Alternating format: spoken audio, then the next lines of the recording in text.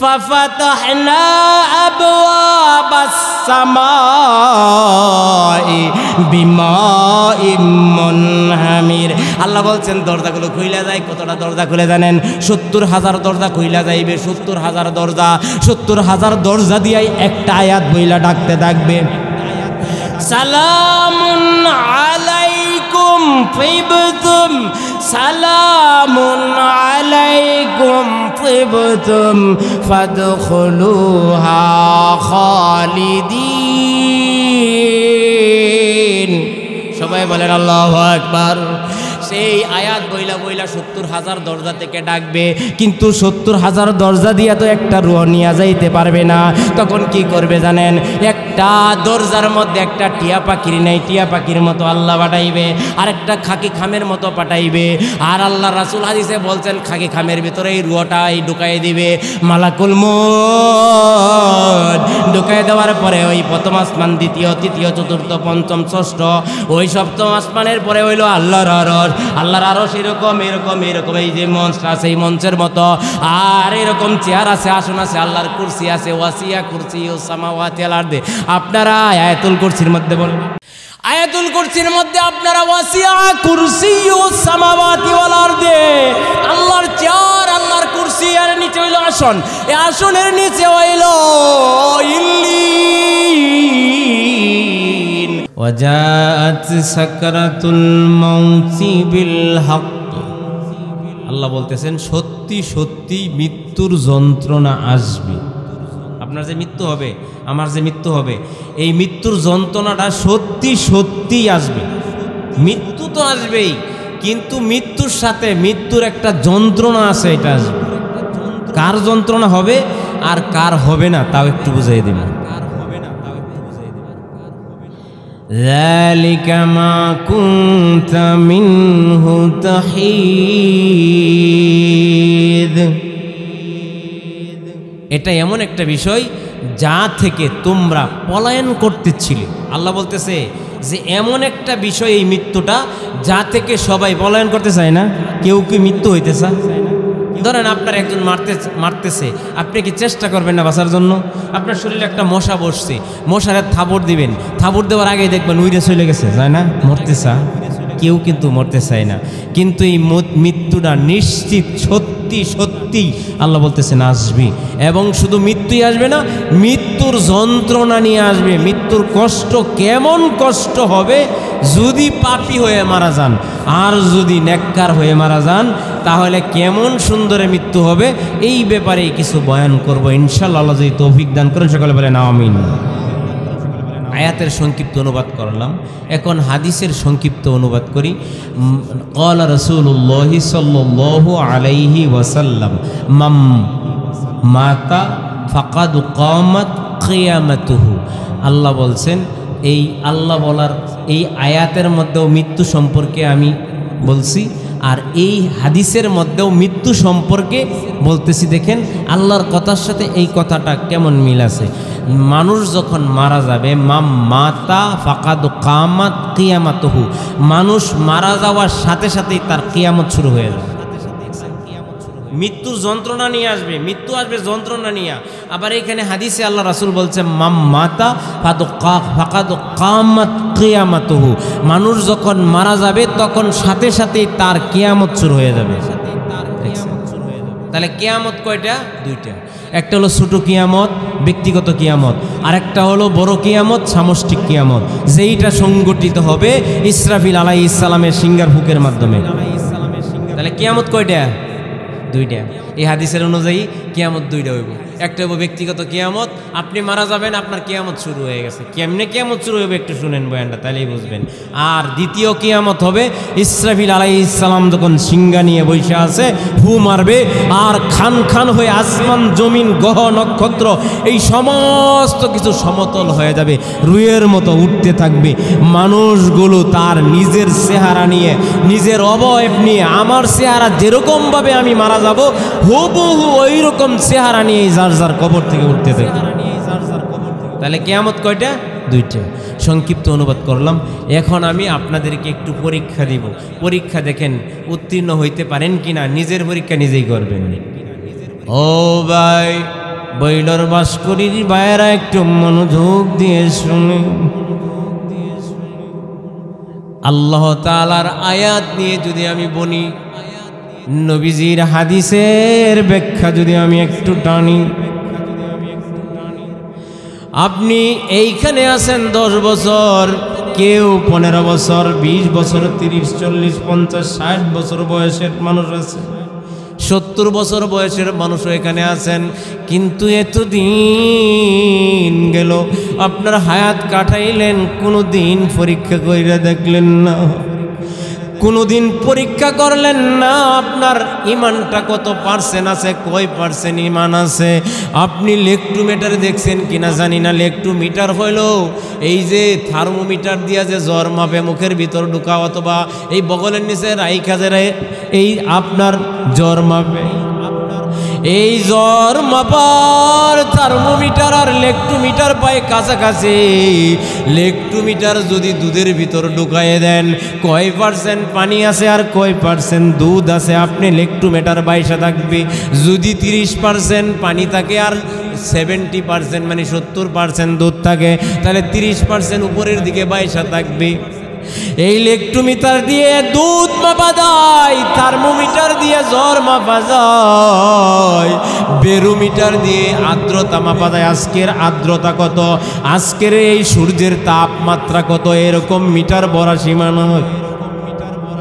আরো অনেক মিটার আছে, যেই মিটার দিয়ে আমরা বিভিন্ন জিনিস মাপি, বিভিন্ন পরিমাপ করি। নবীজি 23 বছর জিন্দিগিতে হাদিস বর্ণনা কইরা গেছেন। এই 23 বছর জিন্দিগিতে কি একটি হাদিস রাইখা যায় নাই আপনার ইমান মাপতে পারবেন? ইমান মাপার জন্য নবীজি একটি হাদিস রাইখা গেছেন, মনোযোগের সাথে শুনেন। যার যার ইমান মাপবেন, কেউ কার ইমান মাপতে পারবে না। যতদিন আপনি কাটাইছেন, যতদিন হায়াত কাটাইছেন, হায়াতের মধ্যে দেখেন মিলাইয়া দেখেন ইমান কয় পার্সেন্ট আছে। নবীজি একদিন আলোচনা করতেছেন এইভাবে, সাহাবী ডান দিকে সাহাবীরা বসে আছেন, ডান দিকে, সামনের দিকে, বাম দিকে, এইরকম সাহাবীরা বৈশা বা নবীজির আলোচনা শুনছেন।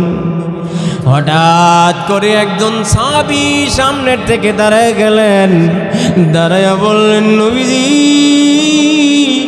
আমি রাত্রি ঘুমাইতে পারি না। রাত্রে যখন ঘুমাইতে যাই আমার এই প্রশ্নটা মনের মধ্যে জাগে, আর দিনে যখন কাজ করতে যাই কাজের মনোযোগ হয় না, আমার এই প্রশ্নটা জাগে। এমন একটা প্রশ্ন কেউ তো করে না। বড় বড় সাহাবীরা সামনে বইসা থাকে, আপনার আলোচনা শুনে কেউ তো এই প্রশ্ন করে না, আমার মনের মধ্যে এই প্রশ্ন। নবীজি বললেন, সাহাবা শুনো, মনোযোগের সাথে শোনাও। আলোচনার মধ্যে কোনো প্রশ্নের উত্তর দেওয়া যাবে না, প্রশ্নও করা যাবে না। আলোচনা শেষ, তুমি আমার কাছে প্রশ্ন করবা, উত্তর তোমাকে আমি দিব। সাহাবা বৈশা রইলেন, চুপ করে বৈশা রইলেন। আলোচনা শেষ, নবীজি বললেন, সাহাবী দাঁড়াও, তোমার কি মনের মধ্যে প্রশ্ন? ঘুম আসে না রাত্রে, তুমি কাজে মনোযোগ দিতে পারো না, প্রশ্নটা কি আমাকে একটু করো প্রশ্ন। সাহাবী দাঁড়াইলেন, দাঁড়ায় বললেন, নবীজি এই যে সামনে আবু বকর বড় সাহাবী, জান্নাতের সুপারিশ পাবে, ওমর, আলী, উসমান রাদিয়াল্লাহু তাআলা আনহুম বৈশা আছে, কেউ তো প্রশ্ন করে না। আমার এই প্রশ্ন মনের মধ্যে, আমি এই প্রশ্নটা আপনারে করতে চাই, করো কি করবা? নবী গো নবী, কেমনে বুঝবো আমার ইমান কয় পার্সেন্ট আছে, কয় পার্সেন্ট ইমান আছে? আমার ইমান বেশি না তালহার ইমান বেশি, জুবাইরের ইমান বেশি না ওই আলীর ইমান বেশি, আবু বকরের ইমান বেশি না উমর রাদিয়াল্লাহু তাআলা ইমান বেশি? উসমানের ইমান বেশি না আব্দুল্লাহ ইবনে আব্বাসের ইমান বেশি? কার ইমান বেশি? বেলালের ইমান বেশি না ওই জান্নাতের সুপারিশ প্রাপ্ত সাহাবী তালহার ইমান বেশি? কেমনে বুঝবো? একটু নবীজি বইলা দেন। নবী বললেন, সাহাবী প্রশ্ন তো করছো, গুরুত্বপূর্ণ প্রশ্ন, তাহলে শুনো, ইমান কিন্তু একজন আরেকজনেরটা মাপতে পারবে না, ধরতেও পারবে না। কার ইমান বেশি আছে না কম আছে, ইমান কম আছে না বেশি আছে, কেউ বুঝতে পারবে না। আমি নবীও পারবো না। যে ইমানদার সে নিজের ইমান নিজে পরীক্ষা করতে পারবে, কারণ সে অনেক গোপনে কাজ করে, প্রকাশ্য করে, অনেক নির্জনে করে, গোপনে করে, ঘরের ভিতরে করে, অনেকভাবে রাত্রে গোপনে নির্জনে অন্ধকারে অশ্লীল ভিডিও দেখে ভালো মন্দ কাজ করে। তার ইমান কতটুকু আছে সেই জানতে পারে। কি শুনো শুনো, নবীজি বললেন, সাহাবী তুমি যতদিন হায়াত কাটাইছো, হায়াতে জিন্দিগির মধ্যে যদি ভালো কাজ ভালো লাগে একটু পরীক্ষা করো। ভালো কাজ যদি তোমার ভালো লাগে, তৃপ্তি লাগে, মনে শান্তি লাগে, প্রশান্তি লাগে, ভালো কাজ করতে মন চায়, ভালো কাজে বেশি সময় দিতে মনে চায়, ভালো কাজ সাইরা বাহিরে থাকতে মনে চাই না। এখন আপনাদের কাছে একটা প্রশ্ন করি, এইখানে আপনারা আসছেন, এইটা ভালো কাজ না বাহিরে ভালো কাজ? এইটা ভালো কাজ না ঘরে থাকা ভালো কাজ? এইটা ভালো কাজ না দোকানে থাকা ভালো কাজ? তাইলে এইখানে যারা আসছে না তারা আপনারাই বলেন, নবীজির ভাষ্য মতে তাদের ইমান কি ঠিক আছে না ভেজাল আছে? আমি বলি না, নবীজি বলছেন। হাদিস বলবো, আরবিতে বলবো, সমস্যা নাই। ও ভাই, ও তিশালের ভাই, নবীজি বললেন, সাহাবী তুমি যতদিন কাটাইছো জিন্দিগিতে, তোমার আজান ভালো লাগছে না গান ভালো লাগছে? তোমার মাহফিল ভালো লাগছে না দোকান ভালো লাগছে? তোমার মসজিদ ভালো লাগছে না বাজার ভালো লাগছে? তোমার জুয়া ভালো লাগছে না তোমার ভালো কাজ করতে ভালো লাগছে? মিথ্যা কথা বলতে ভালো লাগছে না সত্য কথা ভালো লাগছে? তোমার ভালো কাজ যদি তোমার জিন্দিগিতে যতদিন কাটাইছো ভালো লাগে, তাহলে বুঝবা ইমান ঠিক আছে, তোমার ইমান ঠিক। তোমার যদি মসজিদ ভালো লাগে, হুজুর ভালো লাগে, জুব্বা ভালো লাগে, টুপি ভালো লাগে, তোমার যদি আল্লাহর বিধান ভালো লাগে, কোরআন ভালো লাগে, মক্কা ভালো লাগে, মাহফিল ভালো লাগে, ইসলামের কথা ভালো লাগে, শরীয়ত ভালো লাগে, পর্দা ভালো লাগে, সত্য কথা ভালো লাগে, তোমার যদি ভালো কাজগুলি তোমার জীবনে ভালো লাগে, তাহলে বুঝবা তোমার ইমান ঠিক আছে, ইমানের পাওয়ার ঠিক আছে। আর যদি ভালো কাজ ভালো না লাগে, জুয়া ভালো লাগে, নিশা ভালো লাগে, ওই যে পরকিয়া ভালো লাগে, প্রেম প্রীতি ভালো লাগে, তোমার যদি খারাপ কাজ ভালো লাগে, অশ্লীল ভিডিও ভালো লাগে, গোপনে চুরি করতে ভালো লাগে, ওই যে ডাকাতি করতে ভালো লাগে, মানুষকে গালি দিতে ভালো লাগে, মানুষকে অত্যাচার করতে ভালো লাগে, জুলুম করতে ভালো লাগে, জুলুম করা তোমার নেশা হয়ে যায়, পেশা হয়ে যায়, মানুষকে কষ্ট দেওয়া তোমার ভালো লাগে, মনে তৃপ্তি লাগে, তাহলে বুঝবো তোমার ইমান ফিউজ ফিউজ, তোমার ইমানের ব্যাটারি নাই নাই, ঠিক না বেরি? এখন আপনারাই বলেন, আপনারা যতদিন ইমানের পাওয়ার নিয়ে কাটাইছেন ততদিনে একটু যাচাই করেন, নিজেরা যাচাই করেন, ভালো কাজ ভালো লাগছে কিনা, আজান দিলে তাড়াতাড়ি মসজিদে গেছেন কিনা, বাজারে আছেন বাজার করতেছেন, বাজার সাইরা নামাজে গেছেন কিনা, সত্য কথা গীবত করতেছেন, গীবত সাইরা সত্য কথা বললে ভালো লাগছে কিনা, আপনি চুগলখুরি করতেছেন, চুগলখুরি সাইরা মানুষের মোবাইলের ভালো দিক আপনি কি আলোচনা করছেন কিনা? যদি কইরা থাকেন, যদি কইরা থাকেন, নবীর হাদিসকে সাক্ষী রাইখা আল্লাহর কসম কইরা বলতে পারি আপনার ঈমান ঠিক আছে।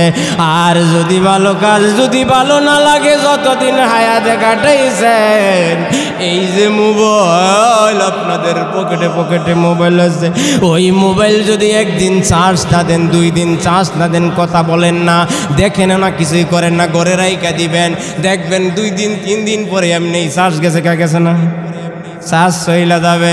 আপনি ভালো কাজ যদি করেন, চার্জ হইবে ঈমানের চার্জ। আর যদি মন্দ কাজ করেন অথবা মন্দ কাজ নাও করেন, ঈমানের ব্যাটারি চার্জ কইমা যাইবে, কইমা যাইবে, কইমা যাইবে, কইমা যাইবে। ওই যে মোবাইলের মতো, মোবাইল যদি চার্জ না দিয়া রাইখা দেন, তাইলেও চার্জ কইমে কইমাইয়া এক সময় 0 হয়ে যাবে। আপনার ঈমানও কমতে কমতে কমতে কমতে কমতে কমতে, যদি খারাপ কাজ নাও করেন, কমতে কমতে কমতে কমতে চার্জ ফিউজ হয়ে যাবে। আর যদি খারাপ কাজ করে, তাইলে তো ঈমানের পাওয়ার কমতেছে। একটা গীবত করলেন, একটা গীবত একটা কবিরা গুনাহ, একটা মিথ্যা একটা কবিরা গুনাহ, চুগলখড়ি একটা কবিরা গুনাহ, হত্যা করা একটা কবিরা গুনাহ, পরকিয়া করা একটা কবিরা গুনাহ, ওই অপরিচিত কোনো নারীর সাথে, বেগানা নারীর সাথে কথা বলা, নির্জনে নির্জনে বৈশা তার সাথে আলাপ করা কবিরা গুনাহ। আপনি যতগুলো গায় কবিরা গুনাহ করবেন, প্রত্যেকটা কবিরা গুনার শাস্তি হইল 7000 বছর। 7000 বছর দুজক কাটতে হবে আপনার।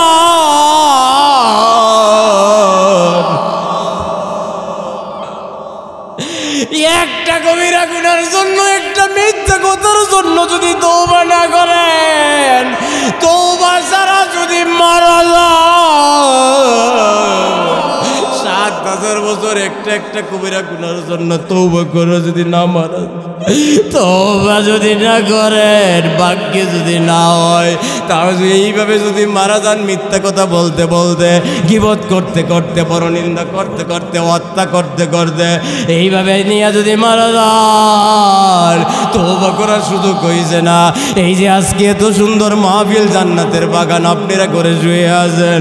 ও ভাই, ও বোনেরা, পা ডাকে দেন, পা ধইরা আপনাকে দেন, পা ধইরা বলি ভালো কাজ ভালো লাগান, ঈমানের পাওয়ার বাড়ান, আর খারাপ কাজ খারাপ লাগান, ঈমানের পাওয়ার বাড়ান। আর যদি খারাপ কাজের সমর্থন করেন, খারাপ কাজ করেন, ঈমানের ব্যাটারির চার্জ কইমে যাইবে, কইমে যাইবে।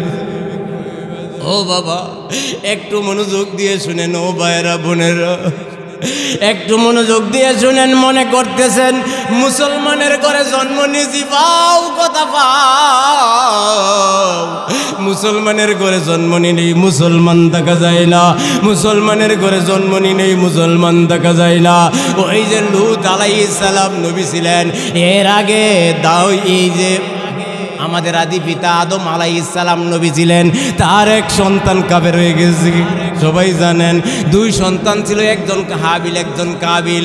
ওই 2 জনের ঘটনা আমরা ঈদের দিন, ঈদুল আজহার মধ্যে বয়ান করে হুজুররা মাঠের মধ্যে। ওই হাবিল আল্লাহর শরীয়তের বিধান মানছিল, নবীজি আদম আলাইহিস সালামের শরীয়ত মাইনা চলছিল, হাবিল হয়ে গেছে জান্নাতি মানুষ। আর কাবিল কিন্তু মানছিল না। কাবিল তার বাবা আদম, সর্বপ্রথম নবী আমাদের আদি পিতা আদম আলাইহিস সালামের শরীয়ত মানে নাই, কাবিল মানে নাই। কাবিল তার বাবা নবীর কথা মানে নাই, দাম মাইনা কাফের হয়ে গেছে, নিজের বাইরে নিজে খুন করছে, হাবিলকে খুন করছে। ওই কাবিল কাফের হয়ে গেছে। নবীর সন্তান যদি কাফের হয়ে যায়, না কাজ করার কারণে, শরীয়তের বিধান না মানার কারণে, আমরা কেমন মুসলমান? আমরা তো মুসলমানের কাতারেই ভরি না, কাতারেই ভরি না। ওই যে লূত আলাইহিস সালাম নিজে নবী ছিল, লূত আলাইহিস সালাম নাম শুনছেন নবীর নাম। লূত আলাইহিস সালামের নিজের স্ত্রী আপন স্ত্রী, নিজের স্ত্রী কাফের হয়ে গেছে। আল্লাহ কি করছে জানেন? ওই লূত আলাইহিস সালামের স্ত্রীরে মমি বানায়া রাখছে কেমনে জানেন? এক পাহাড়ের মধ্যে পাথরের মমি বানায়া রাখছে, ওইখানে পাথরের মূর্তি হয়ে আছে এখন বর্তমানে। এই লূত আলাইহিস সালাম নিজে নবী হইয়াও তার স্ত্রীরা রক্ষা করতে পারছে না, কারণ লূত আলাইহিস সালাম যে শরীয়ত নিয়ে আসছিল ওই শরীয়ত মানে নাই, আল্লাহর বিধান মানে নাই। নিজের স্ত্রী কাফের হয়ে গেছে। নূহ আলাইহিস সালাম সবাই নাম জানেন, নূহ আদমে সানি বলা হয়। ওই নূহ আলাইহিস সালামের এক সন্তান, চতুর্থ সন্তান কেনান। তাফসিরে আসছে কেনান, অন্য এক কিতাবে আসছে অন্য নাম। এই কেনান কাফের হয়ে গেছিল কে জন্য জানেন? কেমনে কাফের হইলো একটু শুনেন, কেমনে কাফের হইলো। আল্লাহ বলল নরে নৌকা বানাও, নৌকা বানাও। কেন বানাইবা জানো? তুমি 900 বৎসর দাওয়াত দিছো, মাত্র 80 থেকে 82 জন, 80 থেকে 82 জন, 83 জন মুসলমান হইছে। তোমার ধর্ম মানে নাই, আর সবাই কাফের। তোমার ধর্ম আমার শরীয়ত, আমি আল্লাহর বিধান মানে নাই। তোমার যে শরীয়ত তোমাকে দিয়েছি, তোমার শরীয়ত মানে নাই। 900 বৎসর দাওয়াত দিছ, এদেরকে রাখবো না, তাদেরকে আমি গজব দিয়ে ধ্বংস কইরা দিব। নূহ আলাইহিস সালাম বলেন, আল্লাহ আমি আমার উম্মতকে দাওয়াত দিছি 900 বৎসর, মাত্র 80 থেকে 82 জন ঈমান আনছে। এই জাতি আমি চাই না, এই জাতিরে ধ্বংস কইরা দেওয়া। আল্লাহ কবুল করে বলছে দোয়া কবুল কইরা বলছে, আল্লাহ বলছে নূহ আমি পানি দিব, আমি পাহাড়ের উপর পানি দিয়া সমস্ত মানুষকে ধ্বংস কইরা দিব। এই জাতি আমি চাই না। একটা নৌকা বানাও। কি দিয়া নৌকা বানাইব? লম্বা ঘটনা, তাফসিরের ঘটনা। ও ভাই, আল্লাহ বললেন নূর কাঠ দিয়া নৌকা বানাইবে। কি কাঠ দিয়া বানাইব? শাল কাঠ দিয়া বানাইবা। শাল কাঠ দুনিয়ার সমস্ত জায়গায় খুঁজলেন, কোথায়? নূহ আলাইহিস সালাম পাইলেন না। আল্লাহরে বললেন, আল্লাহ শাল কাঠ তো কোথাও পাই না, আমি কেমনে নৌকা বানাইব? আল্লাহ বললেন, জিব্রাইল জান্নাতের বাগান থেকে 3টা শাল কাঠ নিয়ে যাও। দেখছেন শাল কাঠ তো বানাইছে, এই পৃথিবীতে শাল কাটাইছে নূহ আলাইহিস সালামের যুগে। শাল কাঠ নিয়ে আসছে, আইসা শাল কাঠের চারা লাগাইছে। তাফসিরে আসছে 3টা রিওয়ায়াত, একটা হলো 20 বছর পরে, একটা হলো 40 বছর পরে, একটা হলো 100 বছর পরে। অর্থাৎ 3টা রিওয়ায়াত আছে। 20 বছর পরে গাছটা কাইটা নৌকা বানাইছে, অথবা 60 বছর পরে কাইটা নৌকা বানাইছে, অথবা 100 বছর পরে কাইটা নৌকা বানাইছে। এই নৌকাটা বানানোর ডিজাইনার হইলেন আল্লাহ নিজে, আর কন্ট্রাক্টর হইলেন, ডিজাইনরে বাস্তবায়ন কইরা বানানোর মালিক হইলেন। কাকে বানাই দিয়েছেন জানেন? আই যে বড় ফেরেশতা জিবরিল আলাইহিস সালামকে। আর নূহ আলাইহিস সালামকে রাজমিস্ত্রির দায়িত্ব দিলেন, আপনি লোকে কাজ করবেন রাজমিস্ত্রি হিসেবে। এই নৌকাটা তাফসিরে আসছে 80 গজ লম্বা, দৈর্ঘ্য হইল 80 গজ, প্রস্থ হইল 50 গজ, আর উচ্চতায় 30 গজ, 3 তলা বিশিষ্ট নৌকাটা বানাইলেন নূহ আলাইহিস সালাম। নৌকা বানানোর পরে আল্লাহ কি করলেন জানেন? বললেন জোরাই ডাকো, 2 জন, একজন পুরুষ একজন মহিলা, নারী পুরুষ মুমিন যারা আছে ইমানদার, তোমার দাওয়াত কবুল করছে, ইদুম ডাকো। আর জোরাই পশু তুলো, হাতি তুলো, ঘোড়া তুলো, এই গাধা তুলো, সাপ তুলো, পিপিলিকা তুলো, যত মৌমাছি তুলো, সব জোরাই তুলো। একটা ঘোষণা দিছে। আর সবাই জোরাই আসতেছে। প্রথম আসছে কে জানেন? প্রথম আসছে গাধা, তারপরে আসছে আপনার বাঘ, আসছে সাপ তো ফেইসা বুইসা আসতেছে সাপ। বাঘ যখন ঢুকছে, নূহ আলাইহিস সালাম বললেন, আল্লাহ গো বাঘ যদি থাপা মাইরা ধরে আমার এতে তো খায়া ফেলবো। আল্লাহ বললেন নূহ রে, বাঘের কপালে হাত দেও। কপালে হাত দিয়া দেখে 110 ডিগ্রি জ্বর। আল্লাহ তুমি জ্বর দিছো গিয়া? জ্বর যদি না দিতাম বাঘে তোমারে থাপা মাইরা ধরতো, বাঘের জ্বর দিয়া থামায়া রাখছি। বাঘ ঢুকছে, সব ঢুকছে। ওই যে গাধা যে ঢুকছিন, প্রথমেই ঢুকছিন গাধা, ঢুকে আর বাইরে হয়। কারণ কি? নূহ আলাইহিস সালাম তাড়াতাড়ি আল্লাহর কাছে সংযোগ লাগাইলেন, আল্লাহ গো কেন গাধা ঢুকে আর বাইর হয়, গরু ঢুকলো বাইর হয় না আর ঢুকে না, গাধা এই হাতি ঢুকলো ঢুকে আর বাইর হয় না, সাপ ঢুকলো ঢুকে বের হয় না, সব প্রাণী তো ডুইকা পড়লো, পিপিলিকা ডুইকা পড়লো, মৌমাছি ডুইকা পড়লো, তেলাপিকা ডুইকা পড়লো, সব প্রাণী জোড়াই জোড়াই মানুষ ঢুকলো, একতলা দুইতলা তিনতলা বইরা গেল পানি, মানুষ ঢুকলো, প্রাণী ঢুকলো সবার নিচে, মানুষ ঢুকলো মধ্যে, জিন্নাত ঢুকলো সবার উপরে, ডুইকা সব বইরা গেছে, কিন্তু গাধা বাইরে আর ঢুকে কারণটা কি? আল্লাহ বললেন কারণ গাধা হইল গাধা প্রাণী, গাধা শ্রেণীর, আমি প্রাণীর জগতে গাধারে বানাইছি, গাধা বুঝতেই পারেন গাধা কিন্তু প্রাণী, গাধা শ্রেণীর, এই গাধা শ্রেণীর শ্রেষ্ঠ প্রাণীর মধ্যে গাধা হইল এক নাম্বার। কেন গাধারে আমি ঢুকাই বার করি, কেন কি করছে জানো? গাধা কি করতেছে? গাধার লেজে শয়তানে দইরা রাখছে, গাধা ডুহে নৌকাই আর বাইরে কি করে জানো? নূহ গাধার লেজের মধ্যে শয়তানে ঢুকতেছে আবার টান দে, আবার ঢুকতেছে আবার টান দে, শয়তানে দৌড়। নূহ আলাইহিস সালাম বললেন আল্লাহ গাধা কেন ঢুকে আর বাইরে হয়, গাধা কেন ঢুকে আর বাইরে হয়, কারণ কি? কারণ কি? কারণ হইল এই জগতে ওই কিয়ামত পর্যন্ত যত মানুষ আসবে সব মানুষের মধ্যে যারা গাধা থাকবে, গাধা শ্রেণীর মানুষ থাকবে, বুঝেও বুঝবে না, বুঝা বলবে তাল গাছ আমার। আপনাদের এলাকায় এই কথা পরিচিত আছে না? তাল গাছ আমার, বুঝাও বুঝবে না। এমন গাধা শ্রেণীর লোক আছে ভালো কাজে ঢুকবে আর বার হইবে, আজকের মাহফিল ভালো কাজ ঢুকবার মনে চাইবে না। আজকের মাহফিল জান্নাতের বাগান, ঘরে বৈশা থাকবে, দোকানে থাকবে, বাইরে থাকবে, ঢুকতে চাইবে না। এই গাধা দিয়ে আমি শিখাইতেছি, ও নূহ আমি গাধা দিয়া শিখাইতেছি, যত গাধা মানুষ আছে ভালো কাজে ঢুকবে না,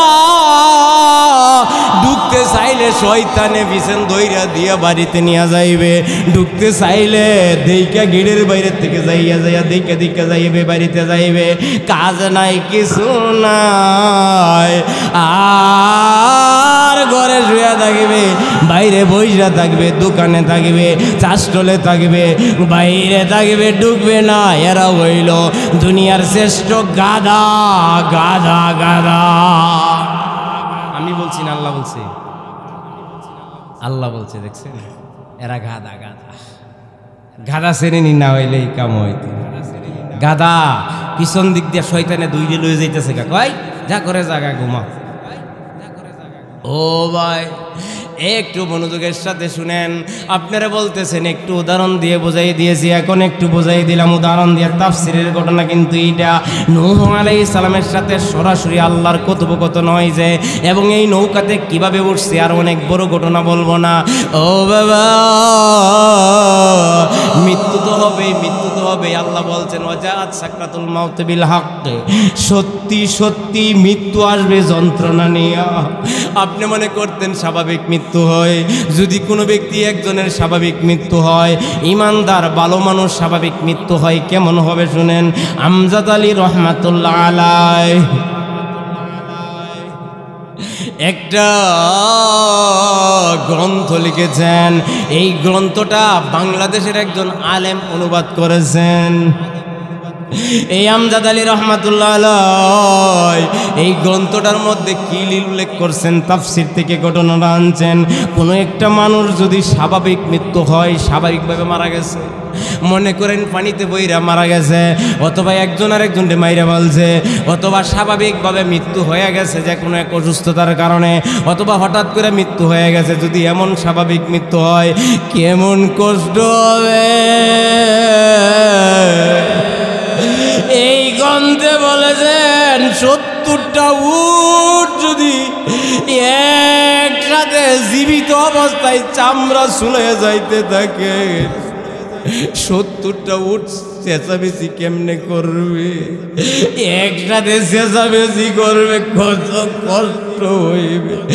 জীবিত চামড়া চুলাইতেছে জীবিত উটের শরীর দেখা, তারপরে একটা না 70টা উটের উট একটাতে একসাথে 70টা উটকে চামড়া চুলানো হচ্ছে। কেবল চেঁচামেচি কষ্ট হবে, এর চাইতে বেশি কষ্ট একজন মানুষের মৃত্যু যখন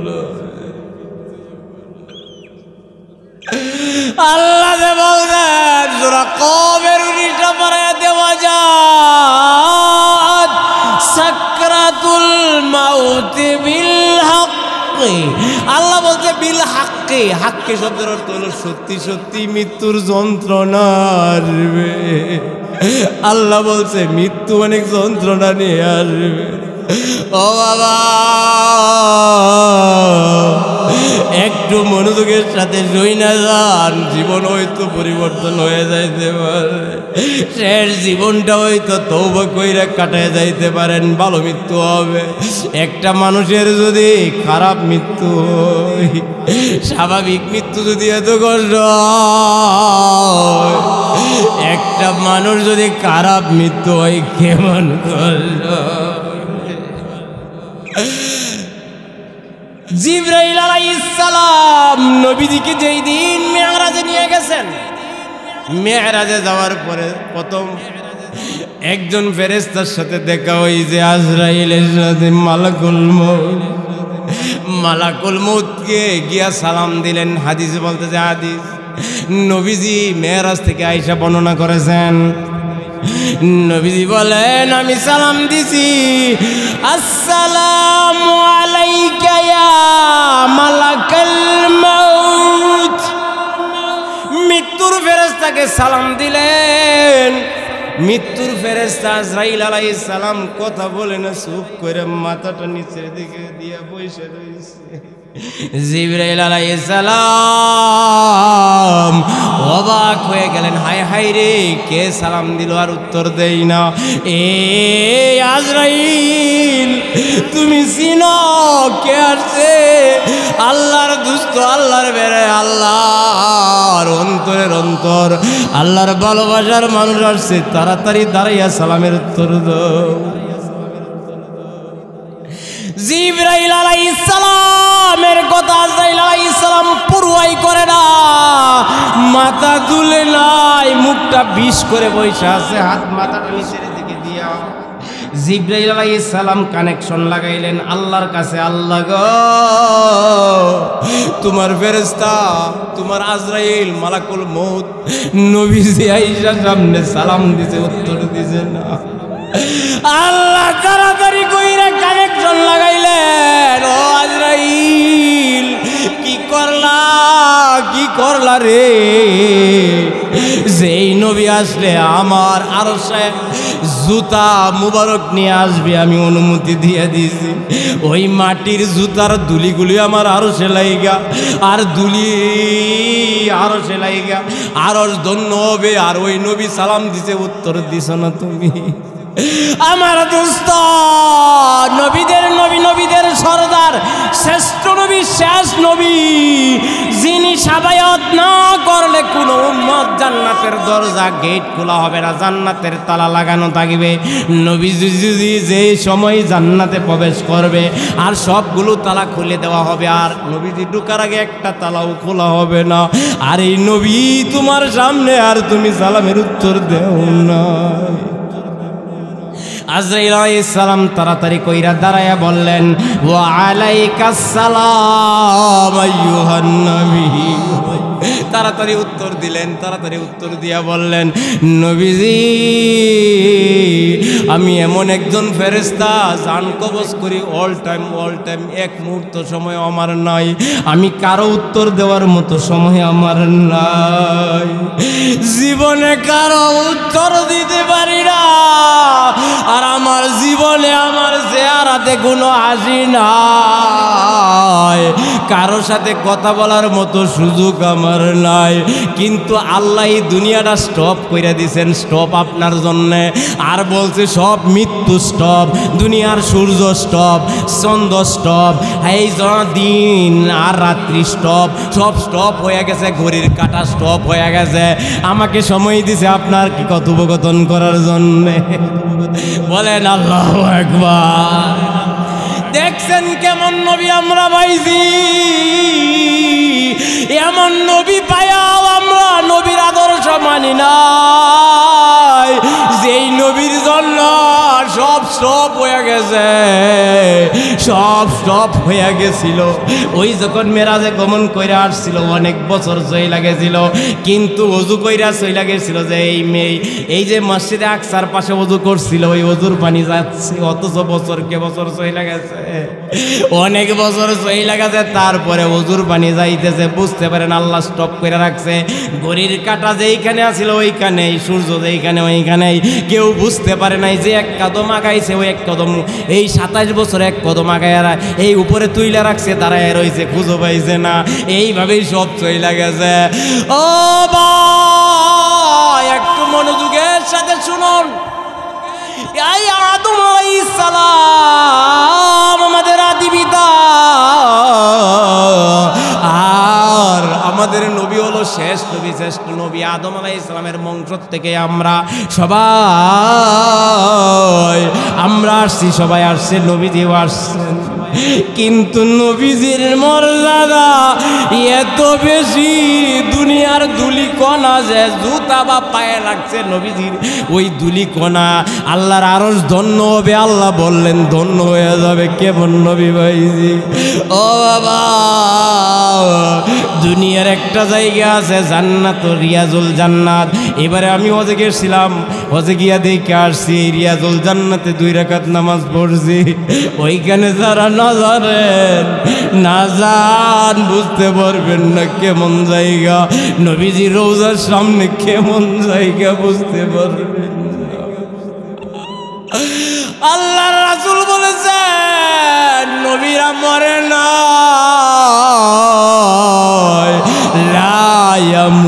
মৃত্যুবরণ করে নাই। আর সল্লুন, নবীজি হাদিসে বলছেন সল্লুন, প্রত্যেক নবীজি তার কবরে নিজের নামাজ আদায় করে। দেখছেন কারবার? বলেন সুবহানাল্লাহ। ও ভাই, আদম জিব্রাইল এই মালাকুল মউত আজরাইল আলাইহিস সালাম কি বলতেছে শুনেন। রাসূল সাল্লাল্লাহু আলাইহি সাল্লামকে বললেন, নবী আজরাইল আলাইহিস সালাম যখন এই কথা বলতেছেন, নবীজির চোখ মুবারক বাইশা বাড়ি বুক দিয়া পড়তেছে। বলে আজরাইল আর কি করো, কি করো, আমার উম্মতকে কেমনে কষ্ট দেও। যে আজরাইল বললেন নবীজি এটাই শেষ নয়, ওই ব্যক্তির সারা শরীর আমি মন কাটা দিয়া, খেজুর কাটা দিয়া এই গুতাইলে স্পর্শ করলে যেমন কষ্ট পাবে, লুমে লুমে গা দিলে যেমন কষ্ট পাবে, তার শরীরটা আমি জাজরা কইরা দেই, জাজরা কইরা দেই। নবীজি হাও মাও কইরা কাঁদতেছেন। আজরাইল আলাইহিস সালাম বললেন, নবীজি এটাই শেষ নয়। একটা পাপী বান্দার যখন রূহ কবজ করি, এই 9টা দরজা দিয়া, 9টা জায়গা দিয়া জান কবজ করি, এর মধ্যে একটা জায়গা দিয়া যদি জান কবজ করি, তার কোনো উপায় থাকে না। এই জায়গাটা হইল প্রস্রাব পায়খানার জায়গা।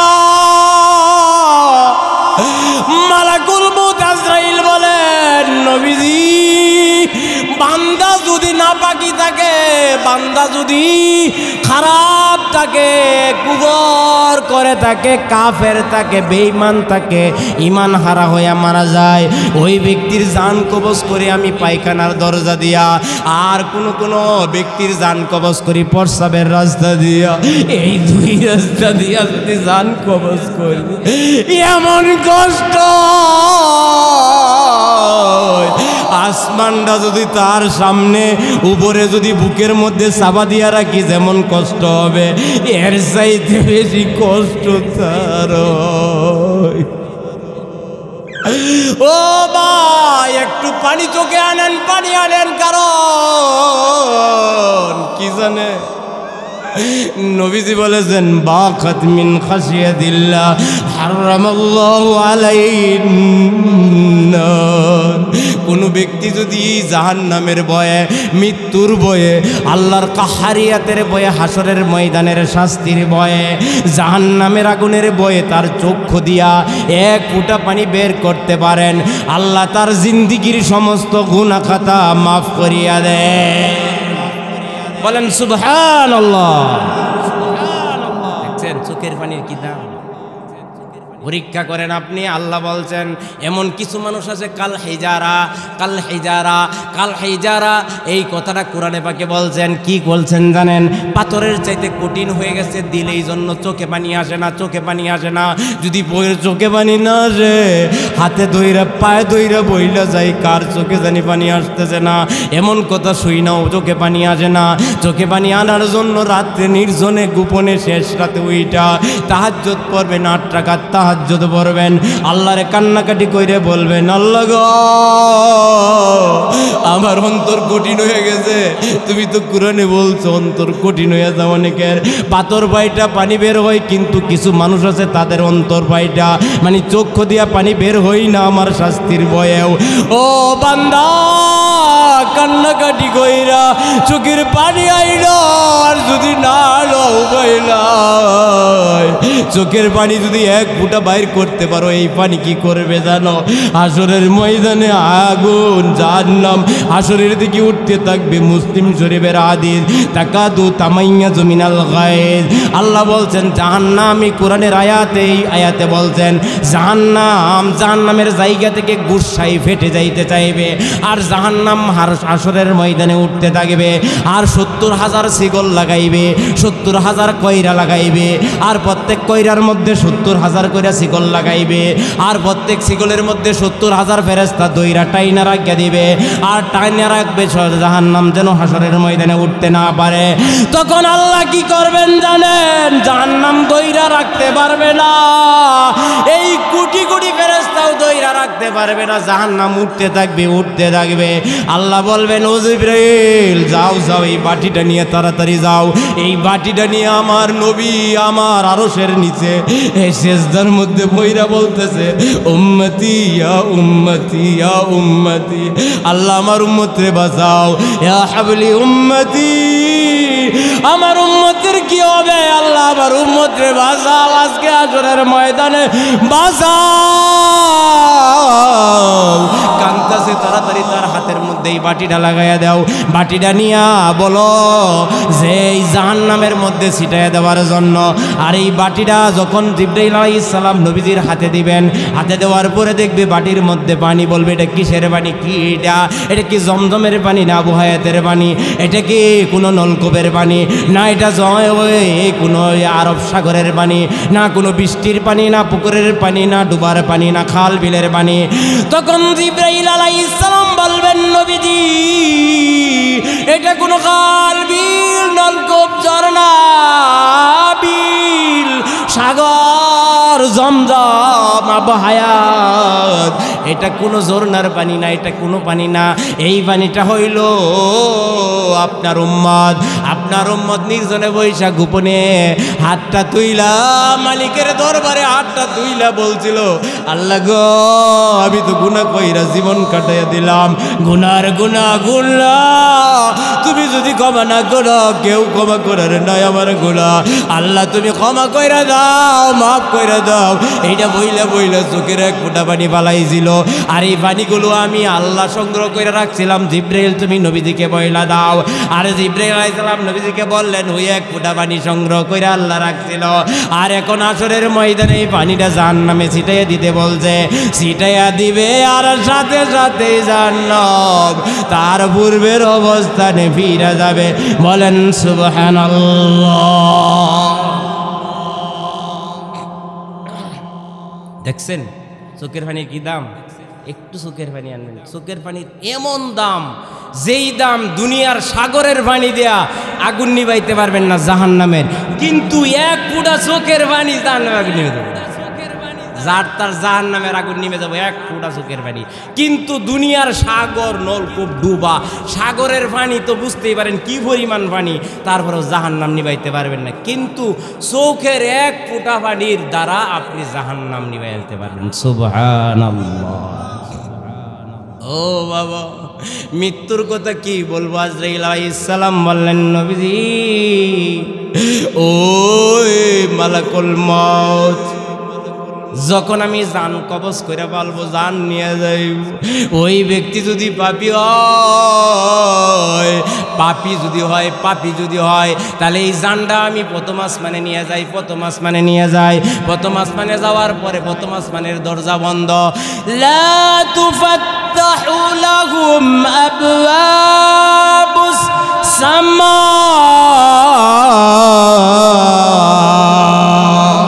জোরে বলেন আল্লাহু আকবার।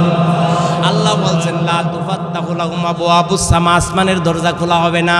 আপনি আমি মনে করি তো আসমানের দরজা নাই, আসলে আসমানের দরজা আছে। আসমানের দরজা আছে, দরজার মধ্যে খটখটানি দিবে, একটা দুইটা খটখটানি দিবে না, 70,000 দরজা একবারে ওপেন করে দিবে আল্লাহ। এই 70,000 দরজার মধ্যেই খটখটাইবে, কোনো দরজাই খুলবে না। না খোলার কারণে এই মালাকুল মউত আজরাইল কি করবে জানেন? একটা জাহান্নাম থেকে সালার সডাই নাই যাই, এই রোটারে পেছাইয়া নিয়ে যাইবে। আর রোটা যখন আসমানে নিবে, সব দরজা বন্ধ, আর খুলবে না। তখন কি করবে জানেন? ওইখান থেকে শর্ট মারবে, শর্ট মাইরা নিচে মাটির নিচে শর্ট দিয়ে দিবে। আর নাচির নিচে শর্ট মাইরা, নবীজি বলছেন জাহান্নাম হইল 7 তবক জমিনের নিচে, আর ওই 7 তবক জমিনের নিচে এই জাহান্নামের মিল। এই শর্ট মাইরা পায়ে শর্ট মারবে আজরাইল মালাকুল মউত। কি শক্তিশালী! একটা সাগরের পানি যদি তার মাথায় দেন, এক ফোঁটাও পড়বে না, এমন বড়, এমন বিকট। আর যদি কোনো নেককার মানুষ মারা যায়, নবীজি বলছেন তার রূহটা কেমনে কবজ করবে, একটু শুনেন। তার রূহটা একটা গ্লাস যদি গ্লাস ভরলেন, ভরতে গ্লাসটা পুরোপুরি বইরা যা, ভরার পরে দেখবেন সাইড দিয়া পানি পরে, শব্দ হয়? কোনো শব্দ হয় না। ওই যে ইমানদার নেককার পরহেজগার মানুষ যদি মারা যায়, ওই গ্লাসটা বইরা সাইড দিয়া পড়বে, কোনো শব্দ হইবে না।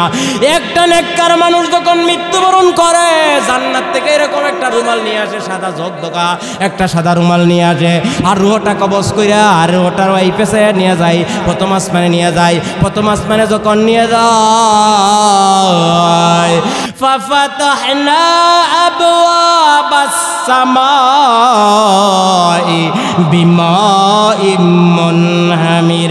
আল্লাহ বলছেন দরজাগুলো খুইলা যায়। কতটা দরজা খুলে জানেন? 70,000 দরজা খুইলা যাইবে। 70,000 দরজা দিয়াই একটা আয়াত বইলা ডাকতে থাকবে, সালামুন আলাইকুম তিবতুম, সালামুন আলাইকুম তিবতুম ফাদখুলুহা খালিদিন। সবাই বলেন আল্লাহু আকবার। সেই আয়াত বইলা 70,000 দরজা থেকে ডাকবে, কিন্তু 70,000 দরজা দিয়া তো একটা রুহ নিয়ে যাইতে পারবে না। তখন কি করবে জানেন? একটা দরজার মধ্যে একটা টিয়া পাখির নেই, টিয়া পাখির মতো আল্লাহ পাঠাইবে, আর একটা খাকি খামের মতো পাঠাইবে। আর আল্লাহ রাসূল হাদিসে বলছেন খাকি খামের ভিতরে এই রুহটা ঢুকাই দিবে মালাকুল মউত। ঢুকাই দেওয়ার পরে ওই প্রথম আসমান, দ্বিতীয়, তৃতীয়, চতুর্থ, পঞ্চম, ষষ্ঠ, ওই সপ্তম আসমানের পরে হইল আল্লাহর আরশ। আল্লাহর আরশ এরকম এই যে মঞ্চটা আছে, এই মঞ্চের মতো, আর এরকম চেয়ার আছে, আসন আছে, আল্লাহর কুরসি আছে, ওয়াসিয়া কুরসি ও সামাওয়াতি ওয়াল আরদি। আপনারা আয়াতুল কুরসির মধ্যে বলেন, আয়াতুল কুরসির মধ্যে আপনারা ওয়াসিয়া কুরসি ও সামাওয়াতি ওয়াল আরদি, আল্লাহর চেয়ার, আল্লাহর কুরসি, আর নিচে হইল আসন। এই আসনের নিচে হইল ইল্লিন, জান্নাতীদের রূহ রাখা হয়। জান্নাতি যারা যারা ভালো নেককার পরেজগার ওইখানে রূহটা রাইখা আইসা পড়বে, রূহের কাম শেষ। এইদিকে বাবা আপনার ছেলে কাঁদবে, মেয়ে কাঁদবে, ভাই কাঁদবে, আপনার স্ত্রী কাঁদবে, আপনার বাবা যদি জীবিত থাকে, মা যদি জীবিত থাকে কাঁদবে, আর বলবে দুনিয়া যাইরা সইলা গেলে দেখেন কি ঘটনা। বাবা আপনি তো বাড়ি করলেন, গাড়ি করলেন, আপনি তো অট্টালিকা করলেন, আপনি তো ক্ষেত কিনলেন, আপনি জমিন করলেন, আপনি এই যে কি করলেন, ব্যবসা করলেন, আপনি দোকান কিনলেন, আপনি বাজারে একটা বিড়ি কিনলেন, অথবা আপনি অন্য কিছু কিনলেন, স্বর্ণ অলংকার কিনলেন, আপনি এই জন্য কিনলেন দুনিয়ার সুখ শান্তির জন্য বাবা, আখিরাতের জন্য কিন্তু কিনলেন না। এই যে দেখেন এইদিকে রং দিয়া সাজায় রাখছেন, কয়েক কালার দিয়া লেখা আছে, এইটা হইল ধরেন দুনিয়া। দুনিয়া সাজাইলেন, অট্টালিকা করলেন, এসি লাগাইলেন, এই যে ফ্যান লাগাইলেন, এই যে লাইটিং করলেন, এই যে মঞ্চ বানাইলেন, এই যে সুন্দর জামা কিনলেন, গাড়ি কিনলেন, এইটা হলো দুনিয়া সাজাইলেন। আর আখিরাত এই যে সাদা, এটা ধরেন আখিরাত সাদা সাদা সাদা। ও বাবা ভাই বোনেরা হাতে ধইরা পায়ে ধইরা বলি, আখিরাতরে এত সুন্দর সাজাইলেন, কিন্তু দুনিয়াটা সাজাইলেন, আখিরাতটা সাজাইলেন না। দুনিয়াতে বন্ধু হইল আপনার তিনটা। এক নাম্বার বন্ধু হইল বাড়ি গাড়ি অট্টালিকা ধনসম্পদ। দুই নাম্বার বন্ধু হইল ছেলে মেয়ে বাবা পুত্র আর আত্মীয় স্বজন যত পাড়া প্রতিবেশী আছে মানুষ আছে, এরা হলো দুই নম্বর বন্ধু। তিন নাম্বার বন্ধু এইটাই আপনার সাথে থাকবে, নেক আমল সাথে থাকবে। ওই দুইটা বন্ধু কোনো কাজে লাগবে না। আল্লাহ বলছেন ইয়াউমা লা ইয়ানফাউ মালু ওয়ালা বানুন।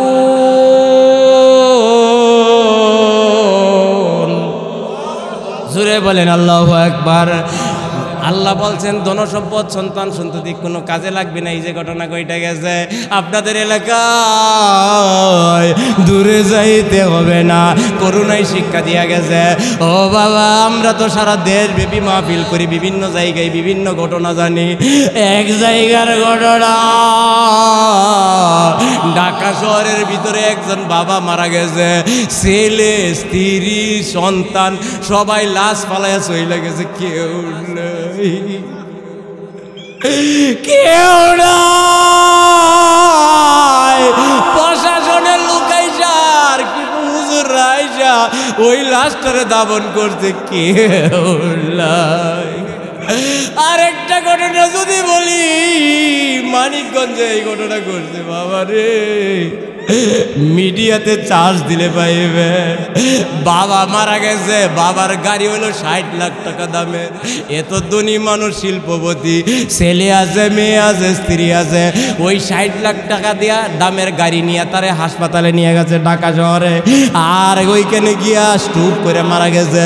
মারা যাওয়ার পরে লাশটা একটা বলম গাড়ি, একটা মলম গাড়িতে,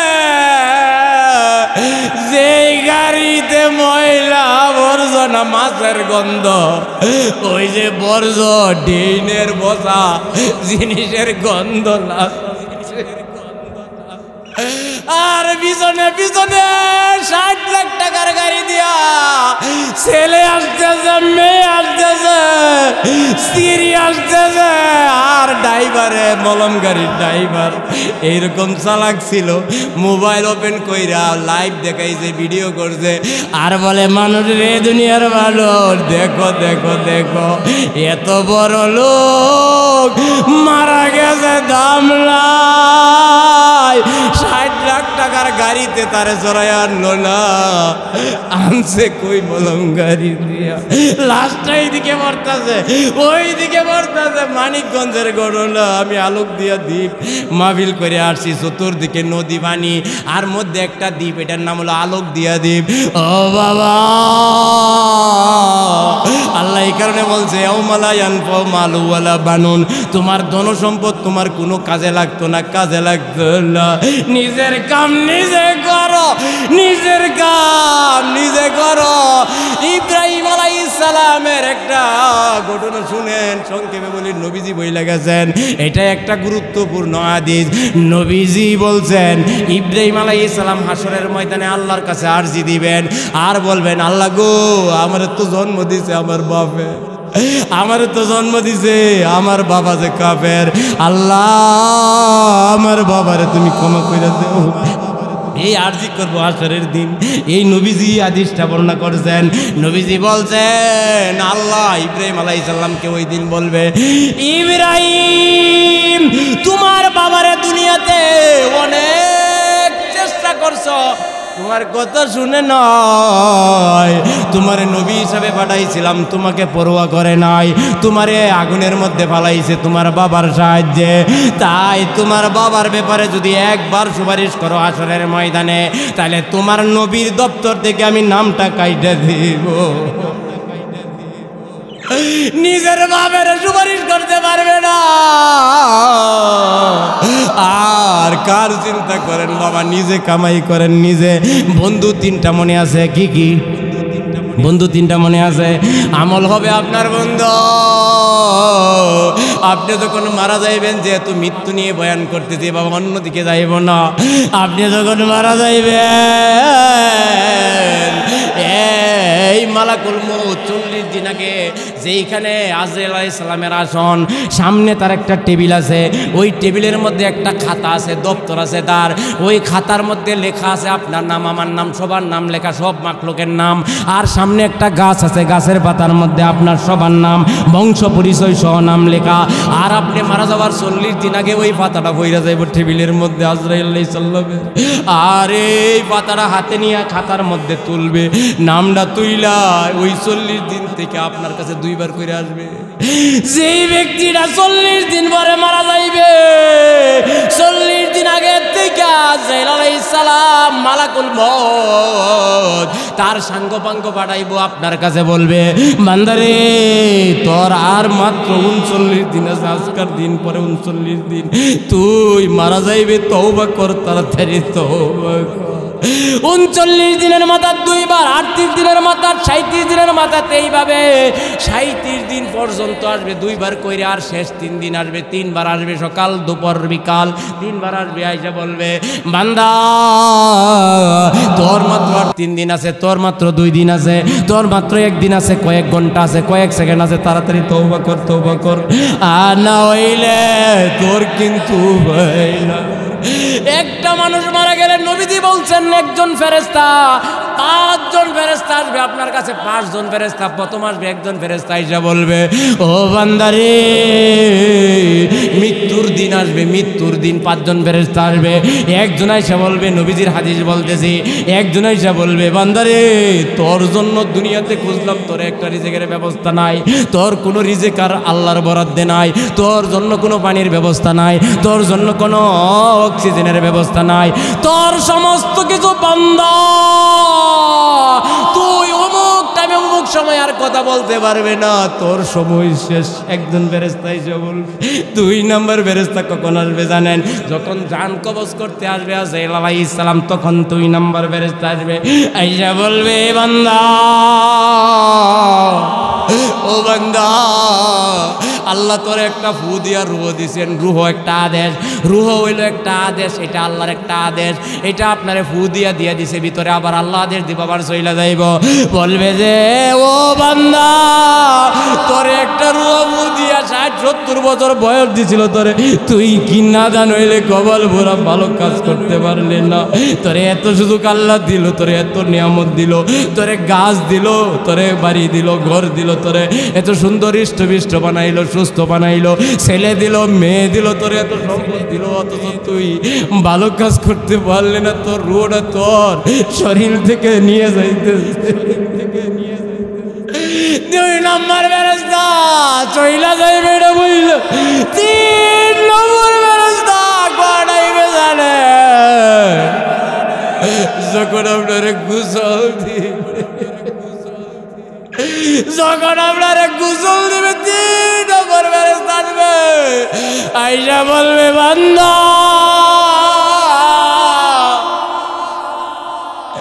তোরে উলঙ্গ করে দিল,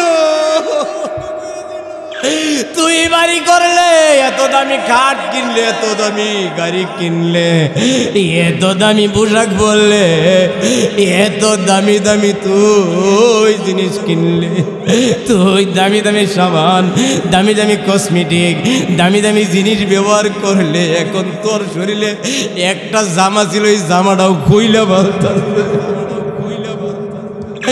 তোর জামা খুইলা বলতে বান্দা তুই কেন করলে, কেন চুরি করলে, কেন ডাকাতি করলে, কেন নেশা করলে, কেন মানুষে জুলুম করলে, অত্যাচার করলে, কেন পরকিয়া করলে, কেন অন্য পুরুষের সাথে তুই মেলামেশা করলে, অন্য মেয়ের সাথে কেন মেলামেশা করলে, কেন তুমি সুদ খাইলে, ঘুষ খাইলে, কার জন্য খাইলে, তোর তো কিছুই নাই, তোরে উলঙ্গ কইরা তোর একটা আংটি আছিন কইলা রাইখা দিছে, তোর একটা কোমরে একটা সুতা আছিন এটাও কাইটা রাইখা দিছে, তোর জামাটা খুলছে না, তোর জামাটা ছিঁড়ছে, কেসি দিয়ে কাটছে, তোর তো কিছুই না, তোর তো এখন কিছুই না।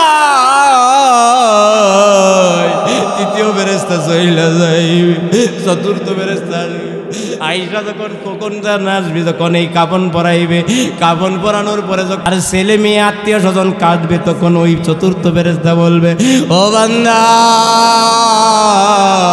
তুই যে এত কিছু করলি, এত অট্টালিকা বানাইলে, গাড়ি বানাইলে, এত কিছু করলা, চুরি না ডাকাতি না, তুমি সব কিছু কইরা করলে, অথচ দেও তোমারে একটা খাটকিট চড়াইয়া তোমারে মাত্র 4 জন বা 6 জন বা 8 জনে নিতেছে, আর সবাই তোমার বাইরে তোমারে তো নিতেছে না, এই 6 জনে তোমারে কাঁধে কইরা নিতেছে, কেউ তো হেল্প করে না। তোর মেয়ে তুই বিয়ে দিয়েছ, তোমার মেয়ের জন্য অবৈধ কাজ করছো, তোমার ছেলের জন্য অবৈধ করছো, তোমার স্বামীর জন্য, তোমার স্ত্রীর জন্য অবৈধ করছো, মা বাবার জন্য অবৈধ করছো, অথচ এখন তোমারে দেখো নিয়ে যাইতেছে 4 জনে বা 6 জনে বা 8 জনে, কেউ তো আসে নাই। জানাজা পড়াইয়া শেষ করলেই চতুর্থ ফেরেশতা চলে যাবে, তখন পঞ্চম ফেরেশতা আসবে, কোথায় জানেন আসবে, যখন কবরে নামায়া 2 জন নামবে, পঞ্চম ফেরেশতা কবরে নামানোর সাথে সাথে আসবে আর বলবে বান্দারে তুই কেন এত কিছু করলে, তুই কেন এত করলে, তুই দেখ তোর কবরে 2 জন। এই রুহরে বলতে থাকবে, রুহরে বলতে থাকবে, ওই যে রুহ যে ইল্লিনে আর সিজ্জিনে গেছেন, রুহ কিন্তু দেয়া দিছে, রুহ কিন্তু আইসা পড়ছে, কিতাবে আসছে রুহ আইসা পড়ে আপনার জানাজার আগে আইসা পড়ে, আরেক বর্ণনায় আসছে রুহ আসে কবরের মধ্যে, ওই সময় রুহ আইসা পড়বে আর রুহরে বলতে থাকবে যে দেখ তোর 2 জন, আর কেউ কিন্তু তোর নাই, একজন মাথার দিক দা আরেকজন পায়ের দিক দা, একটু পরে ওই ফেরেশতাই বলবে দেখ 2 জনও নাই, তোরে চাপা দিয়া মাটি চাপা দিয়ে, এই 5 জন ফেরেশতা আসবে আমার জন্য, আপনার জন্য, সবার জন্য আসবে। এই 5 জন ফেরেশতা চইলা যাওয়ার পরে আল্লাহ 5টা কথা বলবে, আল্লাহ বলবে নিজে, আল্লাহ আবদি রাবু ওয়া তারাকু ফিল কবরি ওয়াদাউ, এই 5টা কথা বলবে আল্লাহ। আল্লাহ বলবে বান্দা ওই খবরে রাখার সাথে সাথেই পঞ্চম ফেরেশতা আসার পরে আল্লাহ এই বাক্যটা বলবে আর বলবে, এই অর্থ বুঝাই দিতেছে, আল্লাহ বলবে আবদি এ আমার বান্দা, ও ওই না দান ওই আমার বান্দা, যাবো সবাই চলে গেছে, তোরে যাবো শব্দের অর্থ হলো চলে গেছে, সবাই চলে গেছে, যাবো তারা ফিল খাবারে, সবাই তোরে রাইকা ও তারা কমানি সেরে চলে গেছে, ফিল খাবারে কবরের মধ্যে রাইকা সবাই চলে গেল, ও সবাই তোরে রাইকা চলে গেছে, এখন কিন্তু আর তোর কেউ এখন কেউ নাই, একমাত্র আমি আল্লাহ ছাড়া আর তোর কেউ নাই বান্দা। আইরে কি করলাম দুনিয়াতে, কি করলাম দুনিয়াতে, আমি কোনো ভালো কাজ করলাম না। আর কিতাবে আসছে তখন তার মনে হইতে থাকবে, তার ব্রেন আল্লাহ প্রসার করে দিবেন। আল্লাহর এই কথা বলার সাথে সাথে তার মনে হইবে, হাইরে আমি তো চুরি করছিলাম, ডাকাতি করছিলাম, আমি তো এই বেবিচার করছিলাম, আমি তো ওইখানে এই খারাপ কাজ করছিলাম, অশ্লীল ভিডিও দেখছিলাম, আমি নামাজ রাইখা আজান দিছিল, গা বাজার করছিলাম, এই সব খারাপ কাজ তার মনে হইতে থাকবে ওই সময়। আর তখন দুইটা ফেরেশতা আসবে, আর এর আগে একটা কথা বলবে। আল্লাহ যখন প্রশ্ন করবে, এই কথাগুলো বলবে, তখন সেই উত্তর দিবে। আল্লাহরে বলবে, রব্বানা আখরিজনা না'মাল সালিহান গায়রাল্লাযী কুন্না না'মাল। এটা কোরআনের আয়াত। আল্লাহরে বলবে, আল্লাহ রব্বানা, হে আমার প্রতিপালক, হে আমার প্রভু, আখরিজনা, আমারে প্রেরণ করো, আবার পাঠাও দুনিয়াতে, আবার পাঠাও, আবার দুনিয়াতে। নামাল সালিহান, সবাই বুঝেন, নামাল মানে আমল, আরবি শব্দ, সালিহান মানে ভালো কাজ, আমি ভালো কাজ করব, আবার আমার দুনিয়া পাঠাও। গায়রাল্লাযী, গায়রা মানে কখনো করব না, কুন্না নামাল, কোনো খারাপ কাজ আর করব না, আমারে পাঠাও আবার। আল্লাহ বলবে, না বান্দা, দুনিয়াতে হলো একটা পরীক্ষার হল, এই দুনিয়াটা হলো পরীক্ষার হল। আল্লাহ বলছেন এবং নবীজি হাদিসে বলছেন, আল্লাহ বলছেন, নবীজি হাদিসে বলছেন যে এই দুনিয়াটা হলো একটা পরীক্ষার হল।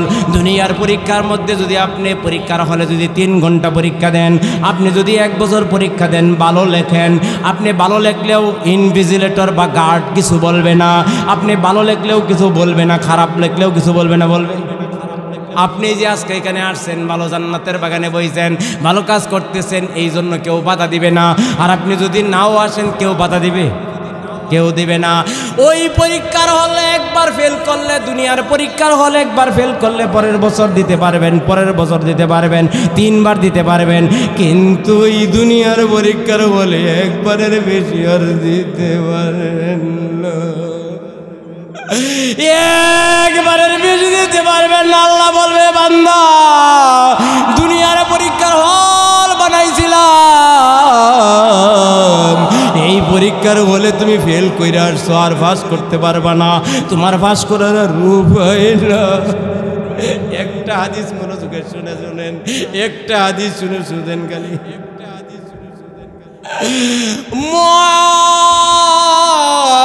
সাহাবী ইন্তেকাল করেছেন, নবীজি সাহাবীদেরকে বললেন, এর যেমন এর দাফন কাফনের ব্যবস্থা করো, এরে গোসল দাও এবং কাফন ভরাও।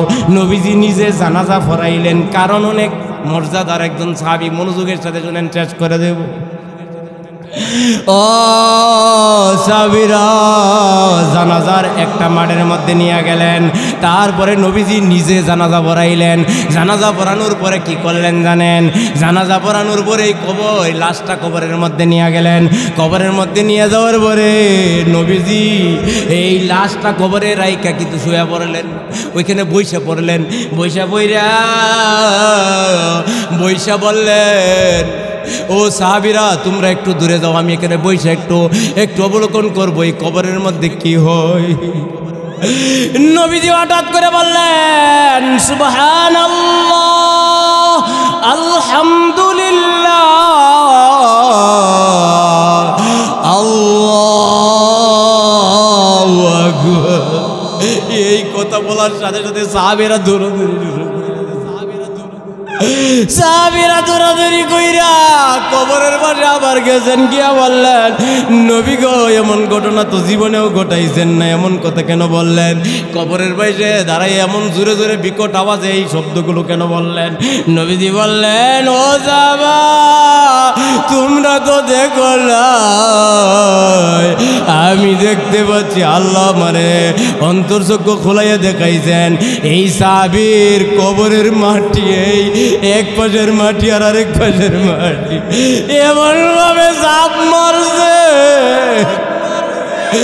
এই বাজারের আর ওই বাজারের লগে মিশে দিছে। সাহাবীরা বললেন নবীজি এ তো মর্যাদার সাহাবী, মুআজ এ তো মর্যাদার সাহাবী, তার কবরে এমন যদি করে আমাদের কি হবে? নবীজি বললেন ও সাহাবারা, ও সাহাবা, এই সাহাবীর মর্যাদাটা একটু বলি শুনেন। 70,000 ফেরেশতা আসমান থেকে আইরা আল্লাহ তাআলা এই জানাজার মুসল্লি বানাইছেন, এমন মর্যাদার সাহাবী। এর কবরে যদি মাটি সাপ মারে তাহলে আমরা কি করব? আমাদের কি হবে? তাই বাবা হাতে দইরা পায়ে দইরা বলি, হাতে দইরা পায়ে দইরা বলি, যতদিন বাইজা থাকবেন তওবা করবেন। তওবা বেশি কিছু না, তওবা হইল আমি যে পাপ করছি আর করব না, আমি যা মানুষের হক নষ্ট করছি আদায় করার চেষ্টা করব, আর যা পাপ করছি আর করব না, কখনো করব না। এই 3টা কথা বইলা যদি আপনি আবার পুনরায় আমলগুলো করার চেষ্টা করতে থাকেন, আল্লাহর বিধান মানেন, শরীয়ত মানেন, তাইলে এমন হবে সূরা ফুসসিলাতের মধ্যে